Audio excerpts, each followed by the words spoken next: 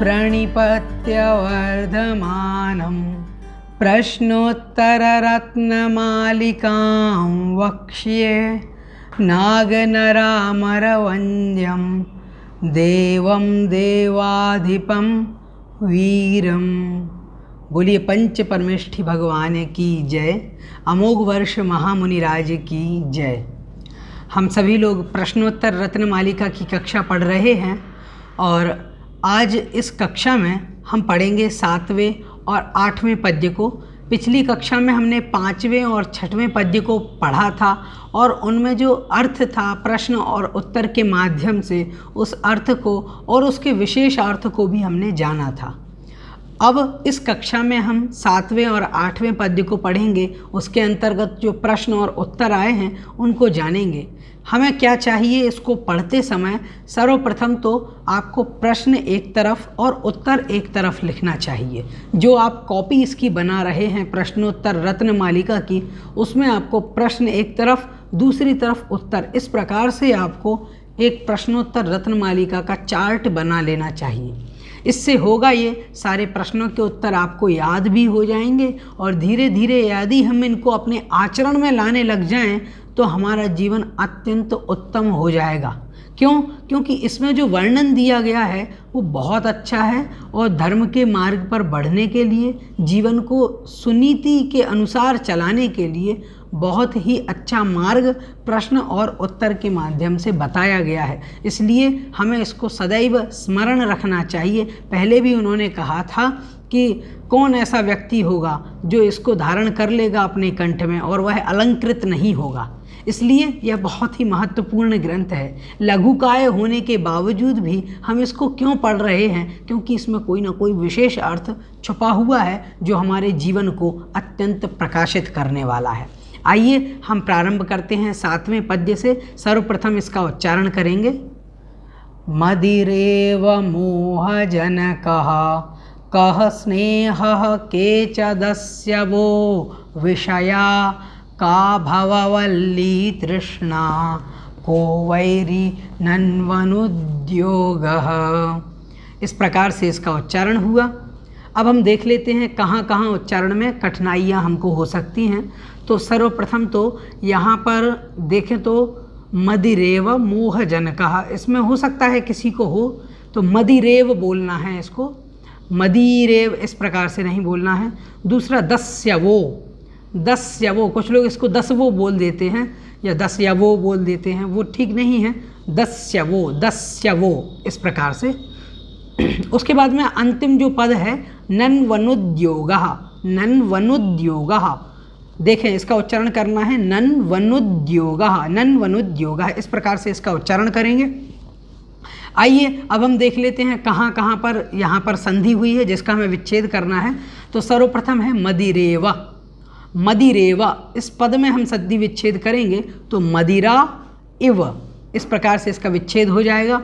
उसके बाद देखें तो दस्यवो विषया, तो दस्यवो विषया जो है इसको हम देखेंगे तो दस्यवः विषयाः, इस प्रकार से इसका संधि विच्छेद हो जाएगा। उसके बाद देखें तो को वैरी, तो को वैरी का अलग अलग हो जाएगा कहा वैरी, इस प्रकार से। और उसके बाद में नन्वनुद्योगा, नन्वनुद्योगः जो यहाँ पर पद है इसमें देखें तो इसको अलग अलग कर लेंगे ननु अनुद्योगः, ननु अनुद्योगः इस प्रकार से इसका संधि का विच्छेद हो जाएगा। आइए हम देख लेते हैं अब इसका अन्वय क्या बनेगा और अन्वय के हिसाब से फिर हमें अर्थ को किस प्रकार से समझना है, किस प्रकार से जानना है। तो सर्वप्रथम मदिरा एव मोहजनकः कः स्नेहः के च दस्यवः विषयाः भववल्लीका तृष्णा वैरीकः ननु अनुद्योगः, इस प्रकार से इसका अन्वय हुआ। आइए अब हम अन्वय के हिसाब से प्रत्येक प्रश्न और उसके उत्तर को जान लेते हैं।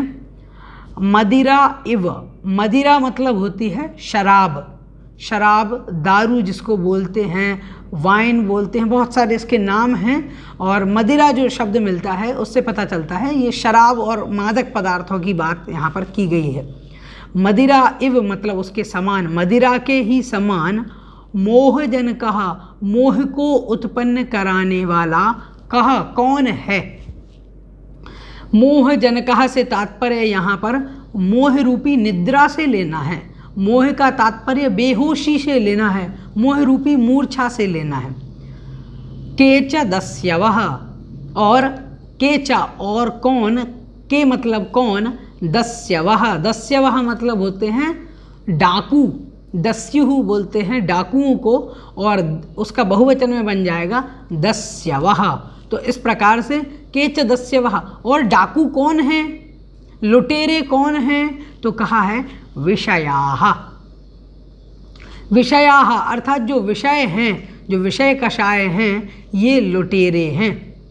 भववल्ली, भववल्ली, वल्ली मतलब होती है लता, भव मतलब होता है संसार, और संसार की वल्ली मतलब लता का, कौन है संसार की लता, तो कहते हैं तृष्णा।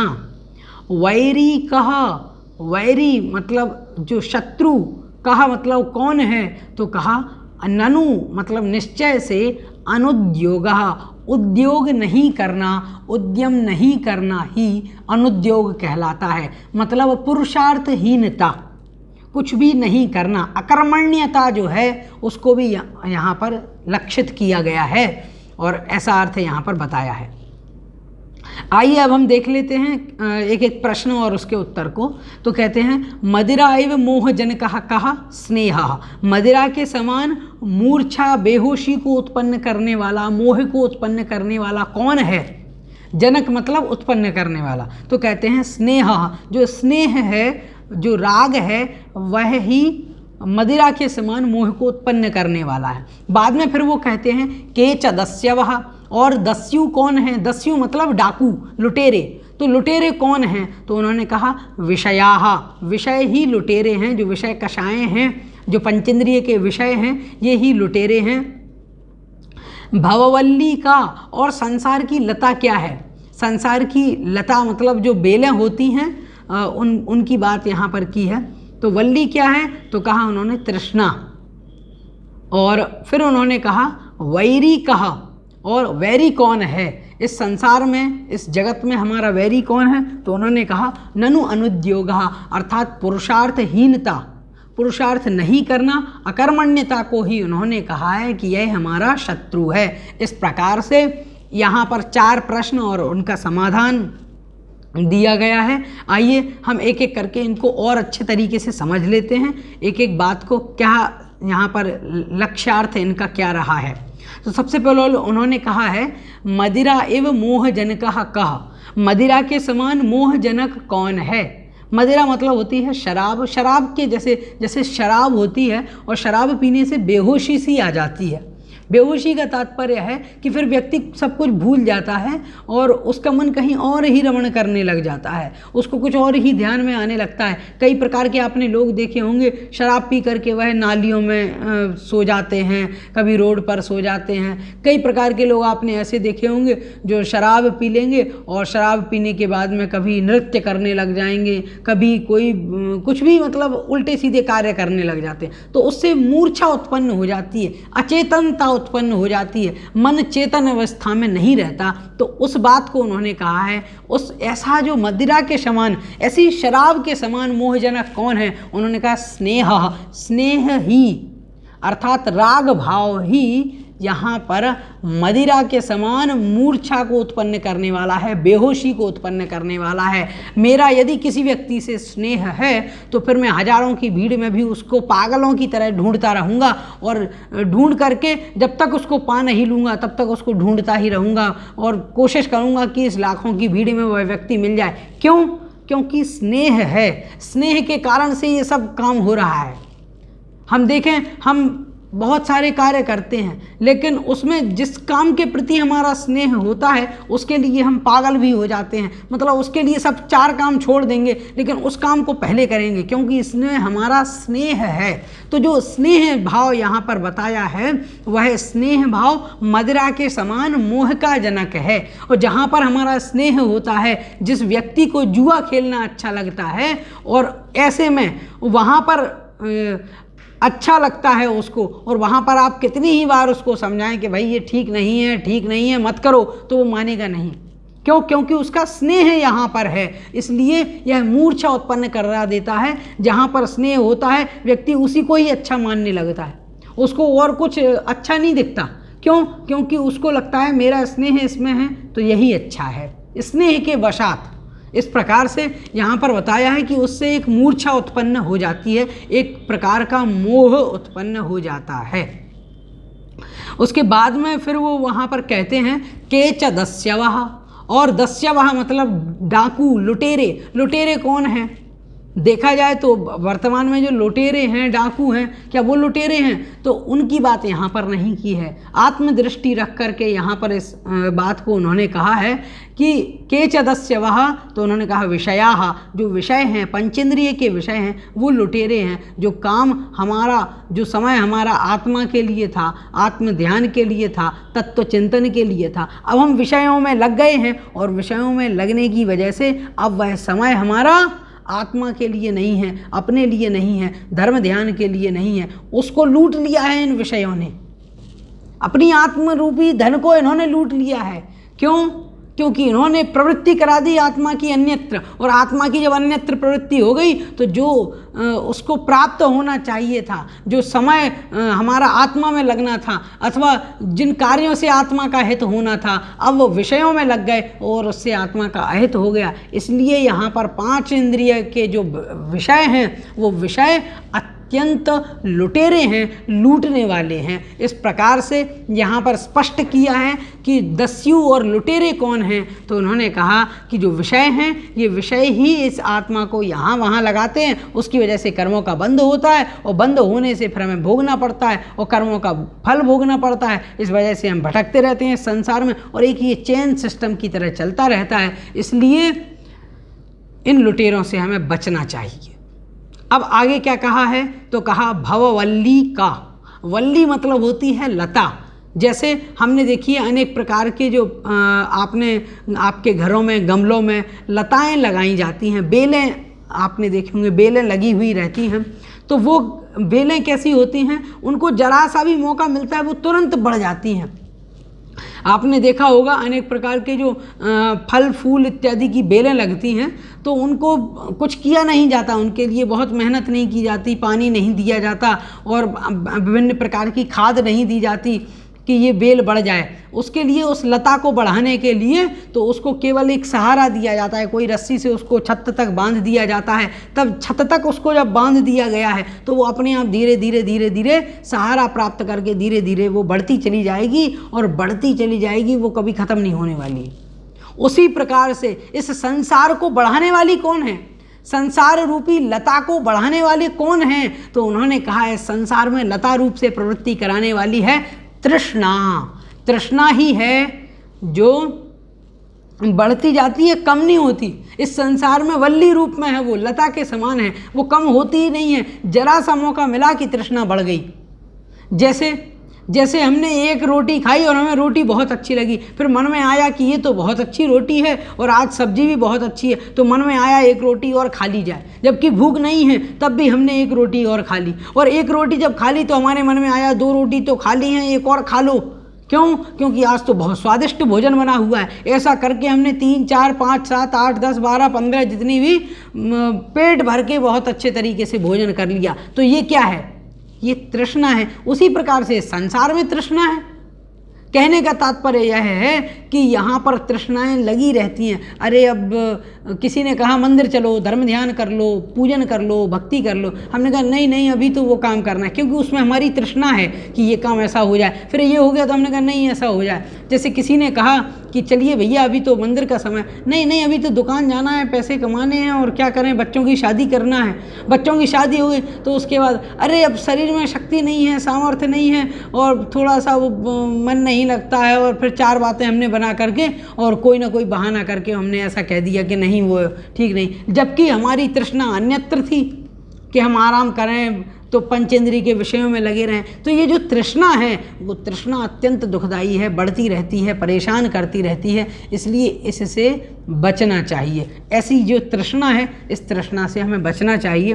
फिर उन्होंने कहा इस संसार में हमारा शत्रु कौन है, तो शत्रु के बारे में विशेष व्याख्यान करते हैं। कहते हैं ननु अनुद्योगः, निश्चय से शत्रु केवल एकमात्र है और वह शत्रु है अनुद्योग, अनुद्यम और पुरुषार्थहीनता। इस पुरुषार्थहीनता से हमें बचना चाहिए। निरंतर पुरुषार्थ करने की ललक हमारे भीतर होनी चाहिए और ऐसी ललक होनी चाहिए कि हम निरंतर काम में लगे रहें। ऐसा नहीं कि अब थोड़ा सा कर लिया तो फिर सोच गए चलो अब आराम कर लेते हैं, चलो अब थोड़ा आराम कर लेते हैं, अरे भाई अब तो आराम करना है। ऐसा करते करते करते करते फिर अनुद्योग आ जाएगा, अकर्मण्यता आ जाएगी। जैसे कहते हैं ना निठल्ले बैठना, निठल्लापन अंदर आ जाएगा। तो वह हमारा वास्तविक रूप में शत्रु है। वह कैसा भी हो, चाहे वो धार्मिक रूप से आत्म पुरुषार्थ की बात की हो अथवा लौकिक पुरुषार्थ की बात की हो, दोनों ही स्थानों में, संसार में और जो धार्मिक है उस क्षेत्र में, दोनों ही क्षेत्रों में अकर्मण्यता अगर हमारी है, निठल्लापन हमारा है, अनुद्योग है और पुरुषार्थहीनता है, तो वो हमारा सबसे बड़ा शत्रु है। इसलिए संसार में भी, लौकिक कार्यों में भी हमें निरंतर कार्य करने के लिए उद्यत रहना चाहिए और धार्मिक कार्य में भी, मोक्ष मार्ग में भी निरंतर उद्यत रहना चाहिए। अनुद्योग नहीं होना चाहिए। इस प्रकार से इन 4 प्रश्नों का समाधान इस 7वें पद्य में उन्होंने बतलाया है। आइए अब हम अगले पद्य को पढ़ते हैं, जो 8वां पद्य है उसको देखते हैं। सर्वप्रथम इसका उच्चारण करेंगे। कस्माद् भयमेह मरणा दंधादपि को विशिष्यते रागी कः शूरो यो ललना लोचन बाणैर्न च व्यथितः। इस प्रकार से हमने इसका उच्चारण किया। अब आइए देख लेते हैं कहाँ कहाँ उच्चारण में हमें कठिनाइयाँ हो सकती हैं। तो सर्वप्रथम ध्यान रखें, यहाँ पर आपको उच्चारण करते समय मरणा दंधादपि जो है तो आपको पहले बोलना है कस्मात् भयमेह मरणा, मरणा तक आपको बोलना है, फिर दंधादपि ये अलग से बोलना है। इस प्रकार से आपको उच्चारण में सावधानी रखनी है। जैसे हमने उच्चारण किया वैसे ही आपको करना है। अब आइए इसमें देख लेते हैं कहाँ कहाँ हमें दिक्कत हो सकती है। तो सबसे पहले तो कस्मात् भयमेह, कस्मात् भयमेह इस प्रकार से इसका उच्चारण है। उसके बाद देखें तो ललना लोचन बाणैर्न, बाणैर्न, या इसको विशेष ध्यान रखना है, ललना लोचन बाणैर्न, इस प्रकार से इसको बोलना है। बाकी सरल है, आप आराम से इसका उच्चारण कर पाएंगे। आइए देख लेते हैं कहाँ कहाँ हमें पद का विच्छेद करना है, पदच्छेद करना है। तो सबसे पहले देखें तो कस्मात् भयमेह, तो कस्मात् भयम इह, भयम इह, इस प्रकार से इसका विच्छेद हो जाएगा। आगे देखें तो मरणात् अंधाद् अपि कः विशिष्यते, तो मरणात् अंधाद् अपि जो है उसमें भी हम विच्छेद कर लेंगे। तो मरणात् अंधात् अपि इस प्रकार से ये अलग अलग हो जाएगा। को विशिष्यते का हो जाएगा कः विशिष्यते, इस प्रकार से हो जाएगा। उसके बाद देखें तो कः शूरो यो ललना, तो यहाँ पर जो आया है तो आपको शूरों की जगह जब पदच्छेद होगा तो हो जाएगा शूरः, यो की यो का हो जाएगा यह, ललना लोचन बाणैर न च व्यथितः, तो ललना लोचन बाणैः न च व्यथितः, इस प्रकार से ये अलग अलग हो जाएगा। बाणैः न, इस प्रकार से ये दोनों अलग अलग हो जाएंगे। हमने इनको देख लिया है और इसके पदच्छेद के बाद अब हम समझते हैं इसके अन्वय को। जो अन्वय इसका है वह क्या बताता है। तो इसमें अन्वय में कहा है इह कस्मात् भयम मरणात् अंधादपि, अंधात् अपि कः विशिष्यते रागी कः शूरः यः ललना लोचन बाणैः न च व्यथितः, इस प्रकार से यहाँ पर इसका अन्वय हुआ। आइए अब हम देख लेते हैं इसमें किस प्रकार से अर्थ बैठाना है हमें इसको और कैसा अर्थ है इसका। इह मतलब होता है इस लोक में, इस लोक में मतलब संसार में। कस्मात् भयम, भय किससे है, इस लोक में डर किससे है। कस्मात् मतलब किससे, भयम मतलब भय डर। मरणात् तो उन्होंने कहा मरण से, मरणात् मतलब मरण से, मरने से। अंधात अपि कह विशिष्यते, अंधात अपि अंधे से भी, कह विशिष्यते कौन बढ़ कर के है, कौन विशेष है, अंधे से भी ज़्यादा विशेष कौन अंधा है। तो उन्होंने कहा रागी, जो रागी जीव है। कहा शूरः, और शूर कौन है, मतलब शौर्यवान कौन है जो साहसी है, प्रतापी है। तो इस प्रकार से बहादुर कौन है, उस बात को उन्होंने कहा है। यहाँ ललना लोचन बाणैहि न च व्यथितः, ललना मतलब होती है स्त्री, और लोचन मतलब होती हैं आँखें, और बाण मतलब होते हैं जो धनुष बाण में जो बाण होता है वही बाण यहाँ पर बताया है। बाणैहि मतलब स्त्रियों के जो नेत्र रूपी बाण हैं, लोचन रूपी जो बाण है, नेत्र रूपी जो बाण हैं, उन बाणों से न च व्यथितः, जो व्यथित नहीं हुआ है, परेशान नहीं हुआ है, किंचित भी पीड़ित नहीं हुआ है, जिसको कोई फर्क नहीं पड़ा है, इस प्रकार से यहाँ पर बताया है। तो देख लेते हैं किस प्रकार से एक एक प्रश्न का उत्तर हमें समझना है। तो सबसे पहले है कि इस लोक में भय किससे है, वर्तमान में संसार में भय किससे है, डर किससे है। तो उन्होंने कहा मरण से डर है, मरने से डर लगता है सभी को।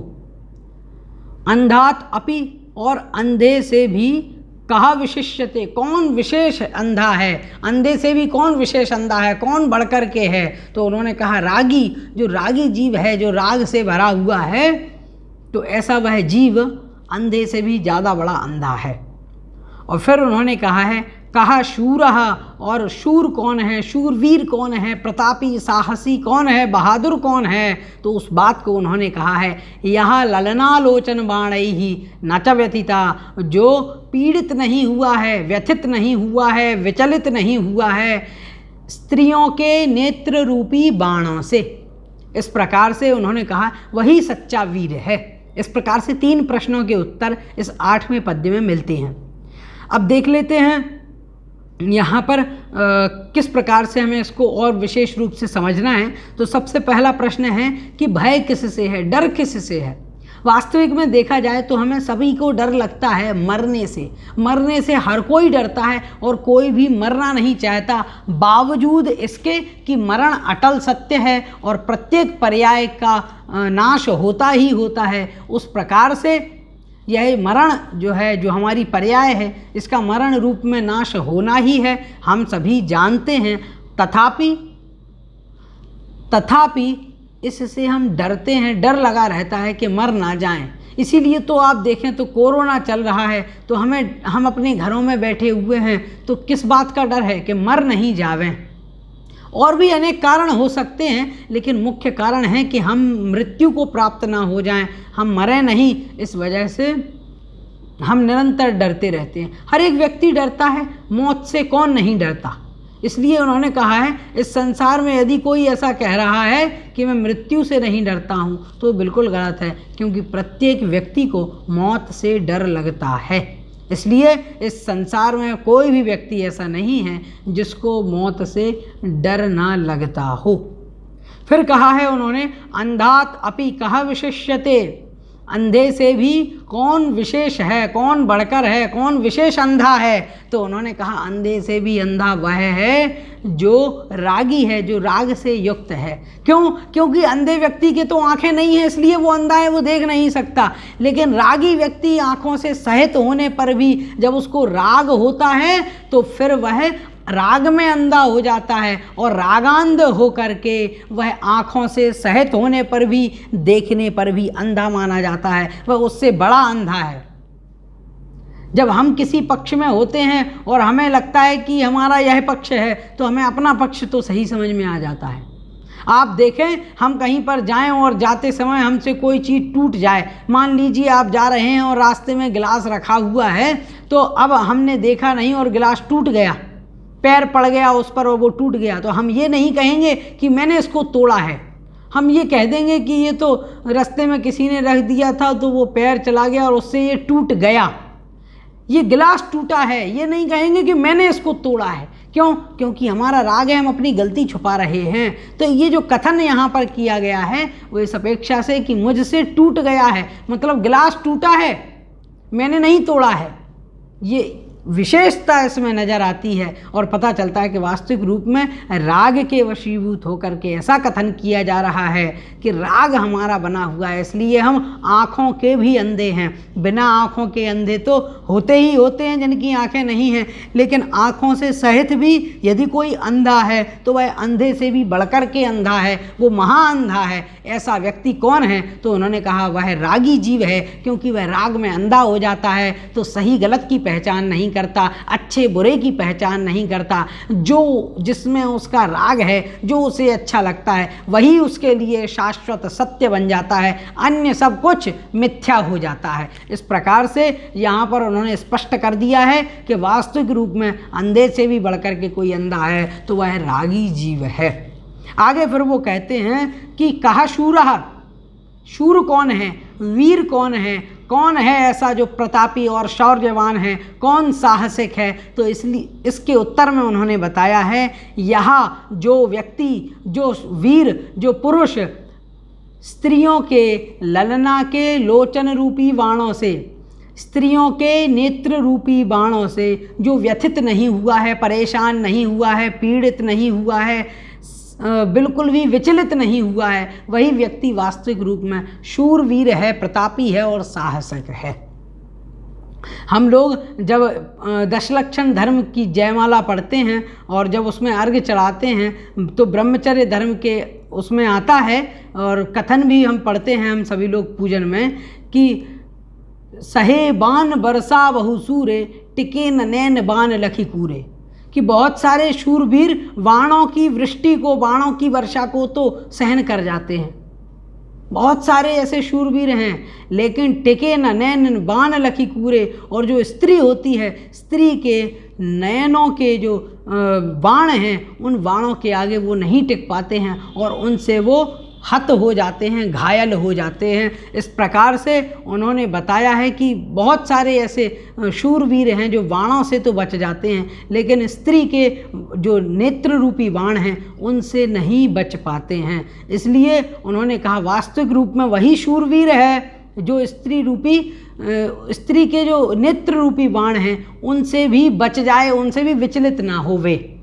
और पहले भी ऐसा देखा जाता था, मतलब पहले जब युद्ध में किसी राजा को परास्त नहीं कर पाते थे और जब उस राजा से जीतना होता था और परास्त नहीं कर पा रहे हैं तो देख लिया कि वह अत्यंत पराक्रमी राजा है, तो अन्य जो विपरीत पक्ष वाले जो राजा होते थे अथवा जो अनेक लोग जो उसके विरोधी रहते थे वो एक विष कन्या को भेज देते थे और विष कन्या के अधरों पर जो होंठ हैं उन होंठों पर विष लगा करके उसको राजा के पास भेज दिया जाता था। वह राजा को लुभाती थी और राजा उनकी तरफ यदि आकर्षित हो जाता था तो वह अपने द्वारा जो वो होंठों में जहर लगा करके आई थी उसके द्वारा वह राजा को मार देती है, और यदि वह आकर्षित नहीं होवें तो फिर मरने का तो सवाल ही नहीं उठता। इस प्रकार से विष कन्या का कथन मिलता है और आपने भी अनेकों जो धारावाहिक आते हैं टीवी चैनलों पर उसमें भी आपने देखा होगा, इस प्रकार के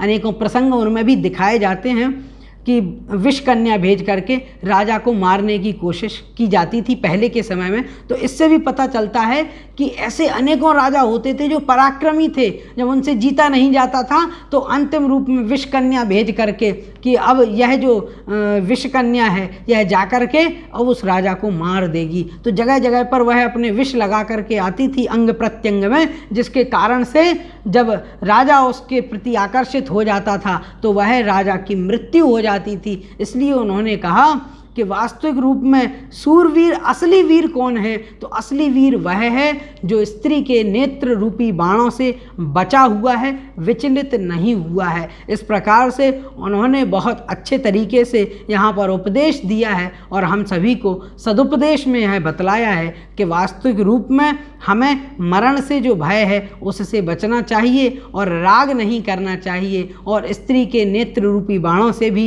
विचलित नहीं होना चाहिए। इस प्रकार की शिक्षा हमें इस पद्य में मिल जाती है। इस प्रकार से 6 प्रश्नों का यहाँ पर उत्तर आज हमें प्राप्त हुआ इस कक्षा में, और इस ग्रंथ में बहुत सारा सार गृहीत है, हमें उसको अधिक से अधिक ग्रहण करने का प्रयास करना है और हम निरंतर कक्षाओं के माध्यम से पढ़ कर के ग्रंथ को जान कर के और निरंतर अपने जीवन को अच्छा बनाने की प्रेरणा इससे ज़रूर लेंगे। ऐसी भावना के साथ हमको निरंतर इसको पढ़ना चाहिए। आज की इस कक्षा में इतना ही, मिलेंगे अगली कक्षा में, तब तक के लिए जय जिनेंद्र।